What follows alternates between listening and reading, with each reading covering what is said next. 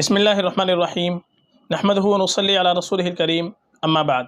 محترم ناظرین کرام، ایک صاحبہ ہیں جنت القولی، ان کا سوال ہے: السلام علیکم، آئی ایم فرام بنگلہ دیش، میری بیٹی ہے، ایک کا نام نزیحہ جنت منہا، اس کا مطلب کیا ہے؟ یہ ٹھیک ہے کیا؟ وعلیکم السلام ورحمۃ اللہ وبرکاتہ۔ دیکھیے، جو نام آپ نے پوچھا ہے نزیحہ، نزیحہ دراصل یہ نزہتن کی تصغیر ہے۔ نزہتن ایک لفظ آتا ہے عربی زبان کے اندر، نزہتن کے معنی آتے ہیں تفریح، اسی طریقے سے پارک، سیر، ایک معنی اس کے آتے ہیں دور جگہ، تفریح وغیرہ کرنے کے لیے دور جگہ جاتے ہیں، اس کو نزہتن کہتے ہیں، تفریح، سیر کے۔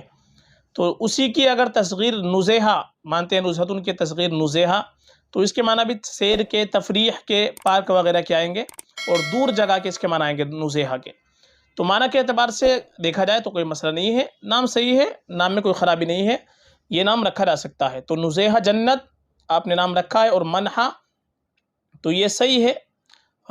منہا دراصل میں منہا ایک لفظ ہوتا ہے، منہا کے معنی تحفے کے آتے ہیں، عطیے کے آتے ہیں۔ تو منح یمنح کے معنی اجازت دینے کے آتے ہیں، تو منہا کے معنی اجازت دینے کے معنی میں آئے گا۔ تو یہ نام بھی صحیح ہے، رکھنا چاہے تو رکھ سکتے ہیں، اگر آپ نے رکھا ہے یہ نام تو کوئی خرابی نہیں ہے، یہ نام رکھ سکتے ہیں، معنی کے اعتبار سے صحیح نام ہے۔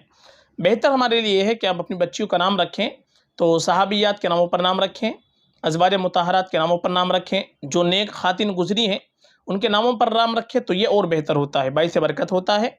باقی معنی کے اعتبار سے دیکھا جائے تو یہ نام بھی صحیح ہے، اس میں بھی کوئی مسئلہ نہیں ہے، فقط واللہ عالم۔